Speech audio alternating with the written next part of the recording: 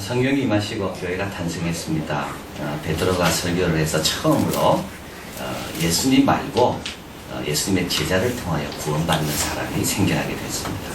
3,000명이 회개하고 예수님의 제자가 또 된 겁니다. 처음 오순절 교회가 시작할 때는 조롱했습니다. 사람들이 갈릴리 사람이 아니라고. 그러나 오늘 본문의 47절에 보니까 온 백성에게 칭송을 받으니, 성도들이 어떻게 온 백성의 칭송을 받을 수가 있을까? 세 가지입니다. 좋은 것을 존중해주면 칭송받습니다. 46절에 성전에 모이기도 힘쓰고, 성전은 모두가 귀하게 여기는 겁니다. 모두가 귀하게 여기는 것을 예수님의 제자들도 성도들도 다 귀하게 여깁니다. 여기 떡을 뗐다는 말이 있는데 이건 성찬식이거든요. 성전에 가서 떡을 떼지는 않습니다. 성전에는 성전의 기능에 맞게끔 그걸 다 존중해 주는 겁니다. 이거 예수님한테 배운 겁니다. 우리 예수님은 공생에 되실 때까지 한 가지로 내려가셔서 그 부모를 잘 섬겼어요. 우리 예수님은 권세 있는 자들에게 잘 순종했습니다. 우리 예수님은 제자들에게 부모에게 잘하라고 말했습니다. 우리 예수님은 언제 부활하셨는가 하면 안식일날 부활하지 않았습니다. 안식일날은 하나님께서 다 쉬라고 하셨기 때문에 안식 후 첫날 부활하신 겁니다. 우리는 어떤 가르침을 받고 있습니까? 직장생활 잘하라고 가르침을 받습니다. 부모에게 잘하라고 가르침을 받습니다. 성도들은 남이 존중히 여기는 것을, 그것을 틀린 것이 아니라면, 그게 좋은 거라면 거기에 마음을 다하여 도우라고 우리는 배우고 있습니다. 학교 가면요, 선생님들에게 착할 해야 되는 거고요. 집에 가면 부모님들에게 착할 해야 되는 거고요. 직장 가면 육신의 상전이라 할지라도 눈가림으로만 하지 말고 진실되게 하라고 가르치는 거예요. 예수님이 그렇게 사셨고 제자들도 그렇게 삽니다. 제자들의 기도 시간도 정할 수 있었지만 유대인이 기도 시간에 맞춰서 그들은 다 기도한 겁니다. 그게 틀린 게 아니라면, 잘못된 게 아니라면 주님께서 세우신 뜻이 있을 줄 믿고 그것을 잘 존중하고 따르는 겁니다. 여러분, 그러면요 다 좋아합니다. 두 번째로 이 제자들은 하나님을 제대로 섬깁니다. 하나님을 또 제대로 섬기면 칭송받습니다. 42절에 그들이 사도의 가르침을 받아 서로 교제하고 떡을 떼고 기도하기를 전혀 힘쓰니라. 47절 하나님을 찬미하며. 말라기서에 보면 말라기 선지자가 이스라엘 백성을 책망하며 이렇게 말씀합니다. 1장 5절 한번 읽어봅니다. 너희는 목도하고 이르기를 여호와께서는 이스라엘 지경 밖에서 크시다 하리라. 이건 책망입니다. 이스라엘 지경 밖의 사람이 아마 하나님이 어떤 분인지 알았더라면 너희보다는 더 잘 섬길 거라는 책망입니다. 우리가 섬기는 분이 누군지 알면 우리는요 더 열심히 섬겨야 됩니다. 그러면 다른 사람들이 그걸 보고, 야, 저분의 하나님은 도대체 어떤 분이길래 백성들은 저렇게 열심을 내는가? 그 말씀은 도대체 어떤 말씀이기에 그렇게 열심히 배우고 싶어 하는가? 그 기도는 어떤 기도인데 저렇게 열심히 기도하는가? 우리가 대강하면요, 우리 하나님이 그 이름이 업신여김을 받는 겁니다. 우리가 우선순위를 거기에 딱 드리고 마음을 다하고 힘을 다하여 하나님을 사랑할 때 사람들은요, 야, 저 하나님 나도 한번 알아보고 싶다. 예배를 잘 드리는 것이, 우리가 우리의 본분에 열심히 하는 것이 백성들의 칭송받는 기능. 980년에서 1015년 동안 러시아를 다스렸던 블라드미르 대공이 있습니다. 블라드미르 대공은 러시아를 조그만 공국에서 큰 나라로 바꾸는데 크게 기여한, 그리고 이 블라드미르 대공이 제일 중요한 일을 했는데 그게 뭐냐면 러시아를 기독교로 만드는데 결정적인 역할을 한 사람이 블라드미르 대공입니다. 원래 그 할머니는 기독교인이었고요. 그래서 이제 자기가 통치하면서 이 나라를 어떤 종교의 나라로 만들까? 그래서 4명의 사신을 세계 각국의 종교로 보냅니다. 그리스 종교에 보내고, 로마 교회에 보내고, 이슬람에 보내고, 유대교에 보냅니다. 그리고 그 사신들이 돌아옵니다. 그리고 물어봅니다. 너희들이 볼 때 어느 종교가 우리 민족에게 제일 좋고 유익한 종교가 있는가? 이때 한 사신이 이렇게 말합니다. 그리스 종교입니다. 왜냐? 그들은 예배를 정성껏 드립니다. 칼 바르트가 이야기했습니다. 신학자들에게 말합니다. 밖을 향하여 안전하게 이 일을 하려면 길게 설명하거나 구구이 변명하지 말고 자기가 걸어야 할 길을 자기의 법도대로 굳건히 걸어라. 그러면 다른 사람이 관심을 갖는다. 우리가 가야 할 길을 굳건히 법도대로 열심히 가면 구차하게 변명할 필요가 없습니다. 남보고 뭐라 말할 필요가 없습니다. 내가 하나님 이름에 합당하도록, 하나님의 성품에 합당하도록 그렇게 열심히 예배드리고 하나님 말씀을 사모하면 다른 사람들이요 다 관심 갖는 겁니다. 누가 칭송을 받습니까? 주께서 세운 제도들을 소중하게 여기며 잘 감당하니까. 그리고 우리의 성도의 본분, 하나님의 백성의 본분, 예배자로서의 본분을 우리가 법도대로 정직하게 최선을 다해 감당할 때 주위 사람들이 보면서 칭송하는 겁니다.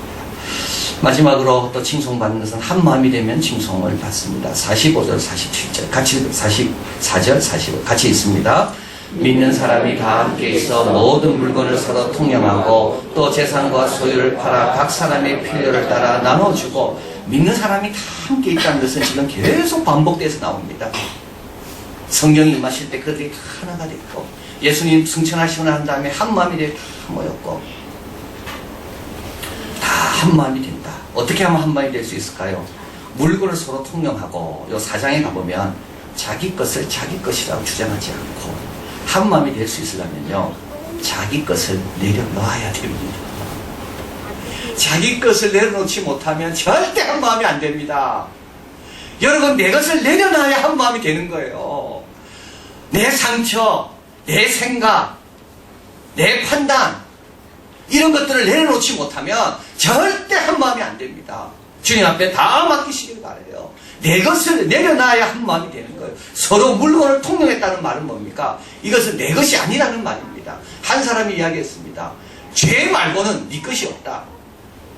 내 것이라고 주장할 수 있는 것은 죄뿐이지, 다 하나님 것이다. 얼마든지 하나님께 내놓을 수 있어야 된다. 그럴 때 어떻게 됩니까? 한 마음이 됩니다. 또 재산과 소유를 팔아 각 사람의 필요를 따라 나눠주고. 이 말은 뭐냐 하면 대접받고자 하는 대로 대접하는 겁니다. 필요한 사람의 마음이 어떨까를 생각해 보는 겁니다. 대접받고자 하는 대로 대접받는 겁니다. 내가 이한교회 와서 어떤 대접을 받고 싶습니까? 그대로 대접하는 겁니다. 성경은 네가 대접받고자 하는 대로 대접받아라 이렇게 말씀하는 게 아니고요, 네가 대접받고자 하는 대로 남을 대접하라고 말씀하는 겁니다. 그러면 한 마음이 됩니다. 그리고 기쁨과 순전한 마음으로 음식을 먹고. 이 말은 뭘까요?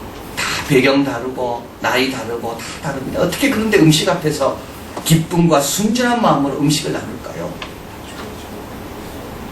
내 앞에 있는 사람이 누군지를 알면 한 마음이 됩니다.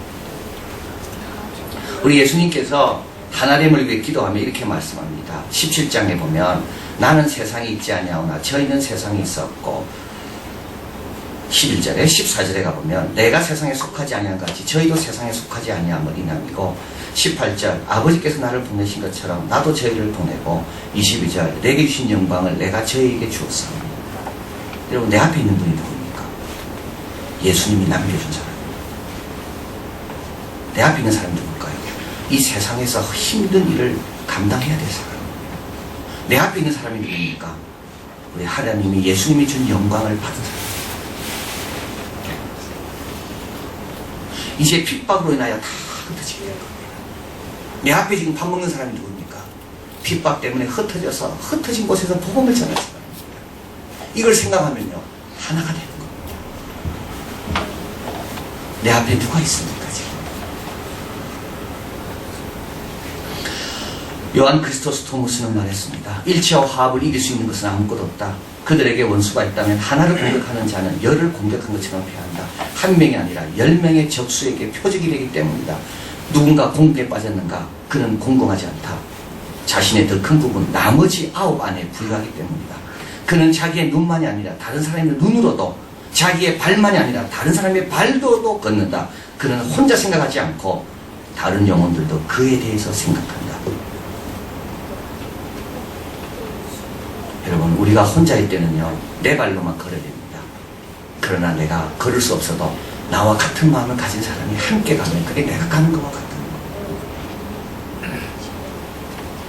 내가 혼자 생각하지 않습니다. 나를 위해 기대해주는 사람이 있다면 그들의 생각과 합쳐져서 내 생각은 더 강해지고 분명해진다는 겁니다. 그래서 원수는 우리가 하나 되기를 원치 않습니다. 원수는 우리를 다 나눠지게 만듭니다. 왜냐하면 그러면 내 발은 내 발 하나밖에 안 되니까.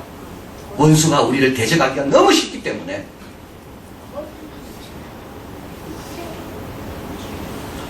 그런 말합니다. 본성이 할 수 없는 것을 사랑이 하는 것을 알겠는가? 우리에게 질문합니다. 본성이 할 수 없는 것을 사랑이 하는 것을 알겠는가? 이것이 어떤 권력보다 낫다. 건강과 재성보다 낫다. 이것은 또한 용기의 토대다. 여러분, 육신적이고 마귀적이고 세상적인 거는요, 내 것을 주장하게 합니다. 내가 뭘 대접받을까 그것만 생각하게 합니다. 그리고 내 앞에 있는 사람이 얼마나 주님 안에 중요한 사람인지를 자꾸 잊어버리게 만듭니다. 그래서요, 뿔뿔이 흩어지게 만들고 우리는 다 넘어지게 되는 겁니다. 하나 되기를 힘써 지키면요, 세상 사람들이 다르게 봅니다. 오늘 새벽에 기도하면 뭘 위해 기도해야 될까요? 하나님 직장생활 잘하게 해주십시오. 주님 위에 주님께서 세우신 제도 앞에 내가 잘 순응하고 덕이 되게 해달라고. 그리고 내가 신앙생활 제대로 하게 해달라고. 기도생활, 찬양생활 제대로 하게 해달라고. 형식적으로 그렇게 하지 말고 마음과 뜻을 다하여 제대로 하게 해달라고. 그리고 마지막으로 하나님, 이제부터는 우리를 갈라놓는 것에 내가 속아 넘어가지 않고 온전히 하나 되게 해달라고. 그래서 내가 내 혼자의 생각이 아니라 나와 하나 된 많은 성도의 생각으로 승리하고 이기게 해달라고. 칭송받고 주님 영광 드러내고, 교회는 갈리 사람들 아니냐, 조롱받던 것이 칭송받고 영광 돌리는 교회로 바뀌게 되는 줄을 믿습니다. 사랑하는 하나님 감사합니다. 여기 하나 되어 왔습니다.